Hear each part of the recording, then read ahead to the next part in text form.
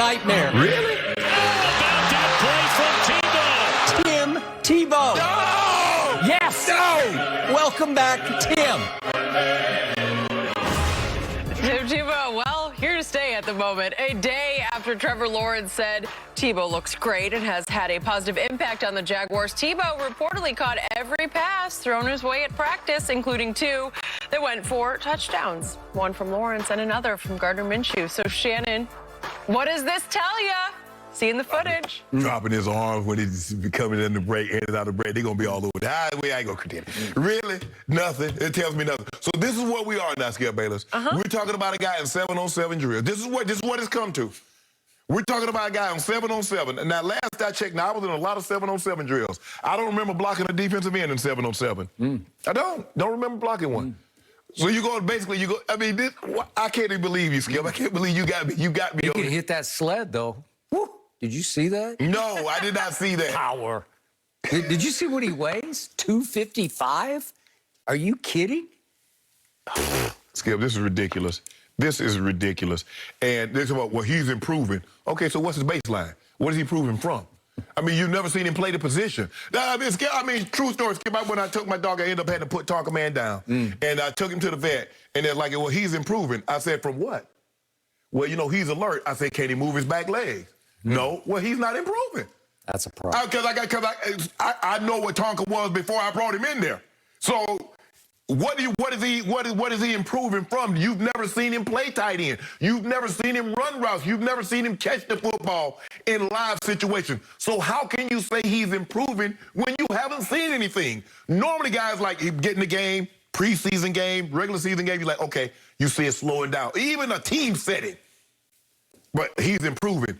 In 7-on-7, when he doesn't have to beat a linebacker off the line of scrimmage, or he doesn't have to maneuver. He just free release and, oh my God, really? Really? Y'all think this is good? Y'all think this is really good? He ain't pulling no safety. The safety gonna be standing right there. You gotta pump, Skip, you gotta sell it. You know, I'm just saying. No. It ain't happening. And you know it's not happening.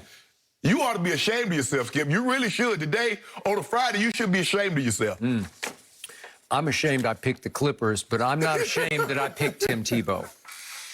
Shannon Sharp, this is amusing to me, but also painful for me to watch you across the table because I know what's happening, and I get it, and I am sympathetic because you're a Hall of Fame tight end. Hall of Fame. You are in hallowed Canton. Yeah. Your bust is there as we speak, and it's probably speaking because it can't stop talking either. No, right? yeah, I got a good group to talk to. That is correct. And it is annoying you, and then irritating you, and then tormenting you, and angering you that Tim Tebow at age 33 is suddenly back in the National Football League playing for his college coach and switching to quote-unquote tight end. Tight end. Am I right? Yep. I understand that, but I'm going to say this one more time. It's all sleight of hand or sleight of hand off because he's not going to play tight end. He's going to play H-back. Diana Rossini on ESPN 2 days ago reported that Tim Tebow will play quarterback in the mold of Taysom Hill, obviously in New Orleans. It'll be something like that. It'll be a lot more like what Tebow did for Urban Meyer when he was a freshman at Florida, when Chris Leak was the unquestioned starting quarterback of what became a national championship team. I'm going to tell you again, in that year, Tebow averaged 2.4 passes per game. I'm not even sure he'll get that. He might get one pass every once in a while on a trick play sort of formation in short yardage or goal line, jump pass as he used to throw when he was a freshman.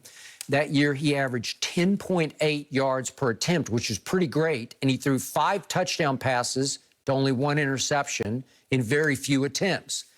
He ran it that year 6.4 times a game in 14 games. That's a lot. That's a lot more than he's going to do for this team.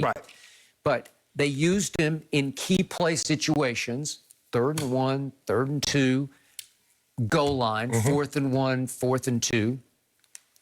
And in this case, Urban is doing with Tebow what he's doing with ETN, the high pick, obviously late first-round pick. He has ETN lining up at wide receiver because he's trying to turn him into Percy Harvin. Right. You remember Percy Harvin at Florida. He was just, I remember him in pro football. He was just devastating. Right.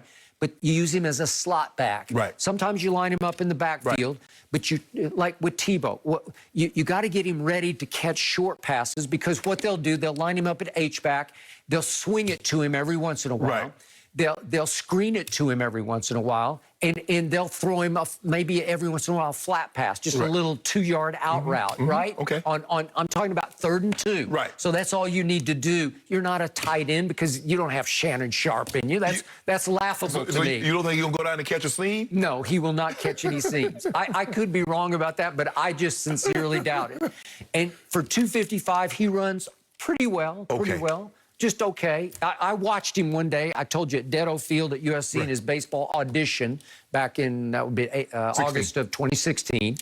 I watched. He ran in the outfield, and I think it was a legit 40-yard, and a bunch of people were stop-watching him, and he ran 4.6, which was pretty good. I think he was 240-ish at that point. Right. So he's bulked up a little bit, but he is a wrecking ball of competitive fury. That's who he is. And Urban knows that, and he's going to try to tap into that fury, that, as I told you, force of competitive nature on key plays. So it's as simple as that. That's why he's going to have a roster spot just for designated plays. And will Trevor Lawrence love it? He'll like the result of it. He won't love, as Drew Brees couldn't have loved Taysom Hill taking some snaps. But let this sink in.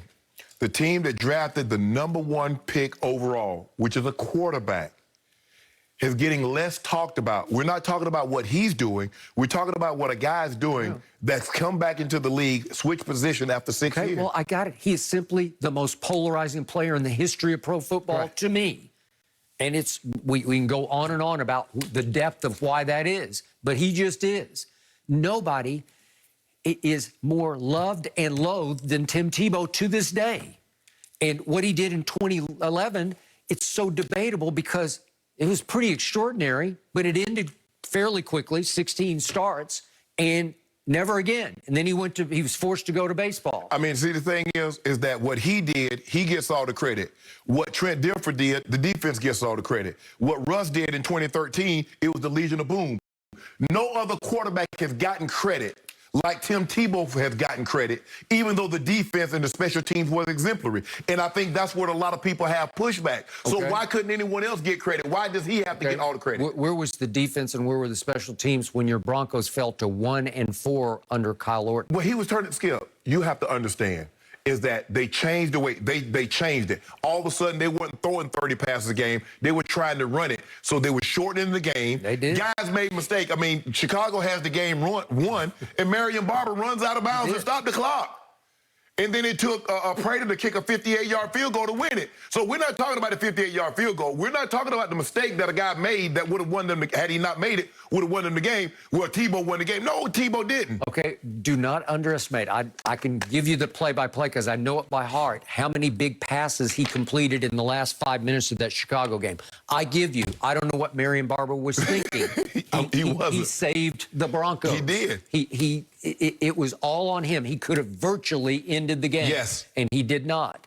But Tebow did end the game. Right. And again, setting up, and it was a 58-yard field goal, but for him in that atmosphere, that's like a chip shot. If you use that argument, where was the defense when they were losing? Well, where was the defense when we were losing?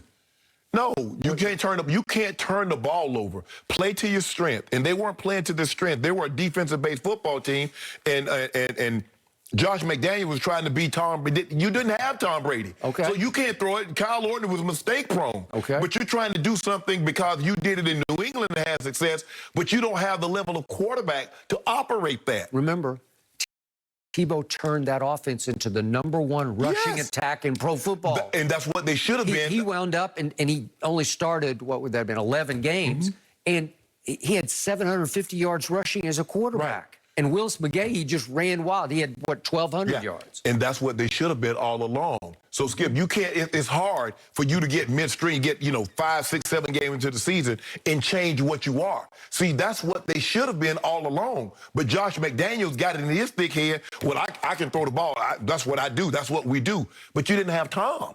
Okay. But he got fired the previous year at midseason. Right. And it was mostly because of the scandal in London. And John Fox was always scared. John Fox was always a run-first guy. And all of a sudden, he wanted to throw the ball.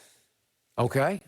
Skip, Tim Tebow did what he did, but let's not make it seem like it was the greatest thing. It was the greatest season a quarterback has ever had. That's what the problem is. You make it seem